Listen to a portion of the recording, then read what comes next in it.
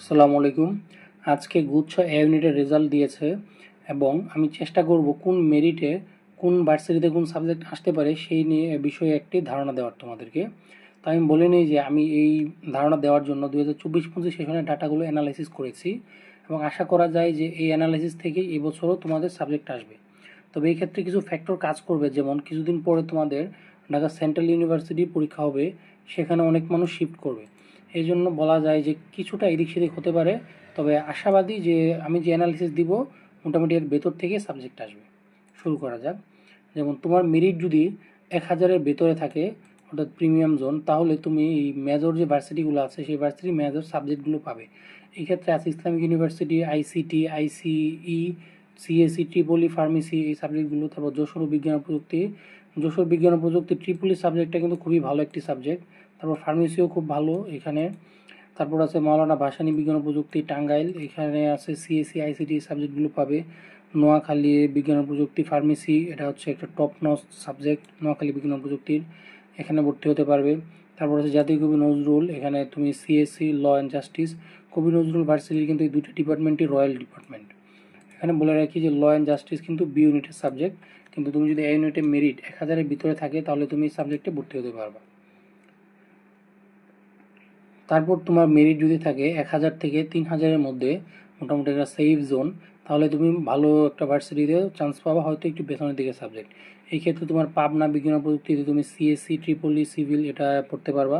এখানে বলে রাখি পাবনা কিন্তু পাবনা বিজ্ঞান ও প্রযুক্তি কিন্তু নতুন ভার্সিটি এবং তুলনামূলক পেছনের দিকের ভার্সিটি। তারপর আছে মাওলানা ভাসানী বিজ্ঞান ও প্রযুক্তি, এটি গুচ্ছের এক ক্যাটাগরি একটি ভার্সিটি, খুবই ভালো একটি ভার্সিটি।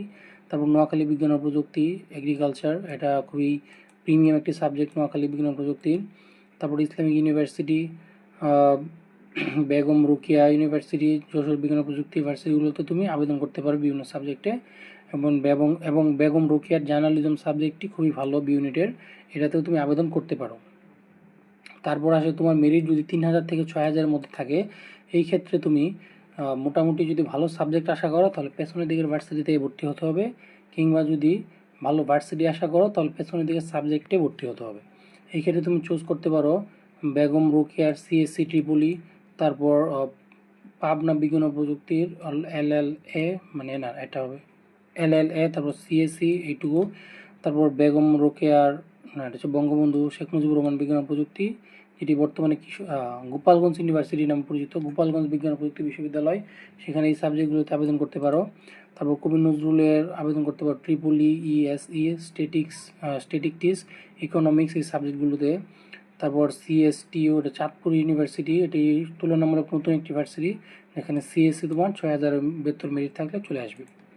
তারপর তোমার মেরিট যদি হয় 6000 থেকে 10,000-এর ভেতরে, তো এখানে একটু কনফিউশন থাকে, তবে তুমি বিভিন্ন ভার্সিটিতে পিওর সাবজেক্ট যেমন ফিজিক্স, কেমিস্ট্রি এগুলো পাওয়ার সম্ভাবনা বেশি। যেমন মাওলানা ভাসানীতে physics, chemistry, math, statistics, Islamic ইউনিভার্সিটিতে ম্যাথমেটিক্স, তারপর বেগম রোকেয়ায় ফিজিক্স, কেমিস্ট্রি, ম্যাথ, স্ট্যাটিস্টিক্স, এটা হচ্ছে পাবনা বিজ্ঞান ও প্রযুক্তিতে ম্যাথমেটিক্স, কেমিস্ট্রি, ফিজিক্স এগুলো, তারপর নোয়াখালীতে স্ট্যাটিস্টিক্স, এইসব সাবজেক্ট পেতে পারো। তারপর এটা হচ্ছে সুনামগঞ্জ বিজ্ঞান ও প্রযুক্তি, এটি হচ্ছে সর্বশেষ যুক্ত হওয়া ভার্সিটি সম্ভবত, সেখানে কেমিস্ট্রির মতো সাবজেক্ট পেয়ে যাবে। তারপর তোমার মেরিট যদি থাকে 10,000 থেকে 15,000 প্লাস, এই ক্ষেত্রে বলা যায় যে তুমি পেছনের দিকের কোনো একটা ভার্সিটিতে হয়তো চান্স পাবে, অথবা তোমার দ্বিতীয় বা তৃতীয় মাইগ্রেশনে সাবজেক্ট আসবে ইনশাল্লাহ। তো তুমি দেখতে পারো পুরো পাবনা বিজ্ঞান ও প্রযুক্তির এই সাবজেক্টগুলো। তারপর নেত্রকোনা ইউনিভার্সিটি সিএসসি বাংলা এগুলো দেখতে পারো, ইকোনমিক্স। তারপর Pirojpur university CSC, statistics, math, psychology সাবজেক্টগুলো দেখতে পারো। এইখানে তোমার মোটামুটি বি ইউনিটের সাবজেক্টের দিকে শিফট করা লাগবে, এটা নিশ্চিত থাকতে পারো।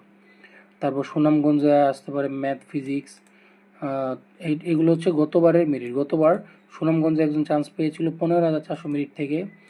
তারপর পিরোজপুরে চান্স পেয়েছিল 15,562 মেরিট থেকে একজন। এগুলো হচ্ছে গতবারের স্ট্যাটিস্টিক্স।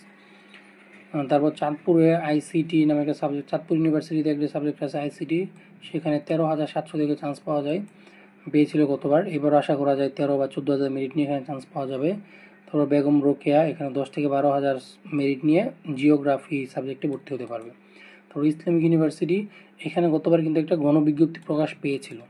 আচ্ছা, আমি একটু বলে নিই। গণবিজ্ঞপ্তি হচ্ছে যখন 3টা বা 4টা মেরিট দেওয়ার পরেও, মাইগ্রেশন হওয়ার পরেও কোনো ভার্সিটিতে সিট খালি থাকে, তখন সেই ভার্সিটি একটি গণবিজ্ঞপ্তি প্রকাশ করে। এবং এই গণবিজ্ঞপ্তি প্রকাশ করার পর তুমি যে ভার্সিটি, ধরো তুমি আবেদন করলে ইসলামিক ইউনিভার্সিটিতে, কিন্তু তোমার 4টা মাইগ্রেশনের পরও সাবজেক্ট আসে নাই, তখন গণবিজ্ঞপ্তি প্রকাশ পাবে। প্রকাশ পাওয়ার পর একদিন ডাকবে তোমাদের যে এত মিনিট পর্যন্ত যারা আসো এবং ভর্তি হতে আগ্রহী তারা কাগজপত্র নিয়ে আসো, ভর্তি হয়ে যাও। তখন তোমরা সেখানে গিয়ে সরাসরি ভর্তি হতে পারবে। এখানে একটু গুরুত্বপূর্ণ পর্যবেক্ষণ, সিএসসি বা ফার্মেসি এই দুটো সাবজেক্ট সব বিশ্ববিদ্যালয়ে 5,000 মিনিট পর্যন্ত 5,000 মিনিট পজিশনের মধ্যে শেষ হয়ে যায়। ব্যতিক্রম পিরোজপুর এবং নেত্রকোনা, কারণ এগুলো তুলনামূলক নতুন, তাই পেছনের মেরিট থেকে অনেকে এখানে ভর্তি হয়। তারপর নতুন বিশ্ববিদ্যালয়, যদি তোমার মেরিট 10,000-এর পর হয়, তবে পিরোজপুর, নেত্রকোনা, সুনামগঞ্জ, চাঁদপুর এইসব বিজ্ঞান ও প্রযুক্তি বিশ্ববিদ্যালয়ে টেকনিক্যাল সাবজেক্ট পাওয়ার উজ্জ্বল সম্ভাবনা আছে। বিভাগ পরিবর্তন, মানবিক বা ব্যবসায় শিক্ষা বি অথবা সি ইউনিটের ক্ষেত্রে পজিশন 5,000 বেশি হলে সুযোগ কমে আসে, তবে নজরুল বিশ্ববিদ্যালয় বা বেগম রোকেয়া বিশ্ববিদ্যালয়ে আসন সংখ্যা বেশি থাকায় কিছু সুযোগ থাকে। আর তোমার নির্দিষ্ট কোনো ভার্সিটি চয়েস লিস্ট যদি জানার থাকে যে এই ভার্সিটিতে কত মেরিট নিয়ে কোন পর্যন্ত আসবে, তাহলে আমাকে কমেন্টে জানাও, ইনশাল্লাহ আমি উত্তর দেওয়ার চেষ্টা করব। তাছাড়াও তোমাদের একটি জরুরি নির্দেশনা, সেটি হচ্ছে যে তোমাদের মাঝে অনেকেরই কিন্তু ঢাকা গুচ্ছের পরীক্ষা ভালো হয় নাই, আশানুরূপ রেজাল্ট হয় নাই, কিংবা হলেও পেছনের দিকে মেরিট।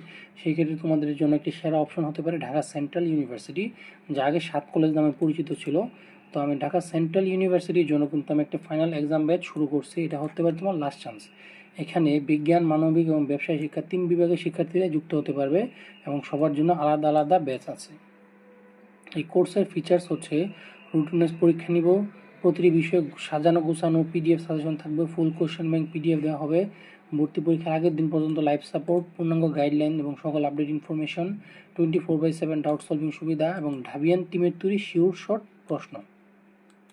আশা করা যায় একটি কোর্স থেকে তোমার মোটামুটি ঢাকা সেন্ট্রাল ইউনিভার্সিটির 90% প্রশ্ন কমন আসবে ইনশাল্লাহ, এবং তোমার প্রস্তুতি নিশ্চিত হবে। এই কোর্সের ফি রাখা হয়েছে মাত্র 250 টাকা। ভর্তি হতে হোয়াটসঅ্যাপ নাম্বারে যোগাযোগ করো অথবা কমেন্ট করো, আমরা ইনশাল্লাহ তোমাদেরকে যোগাযোগ করবো।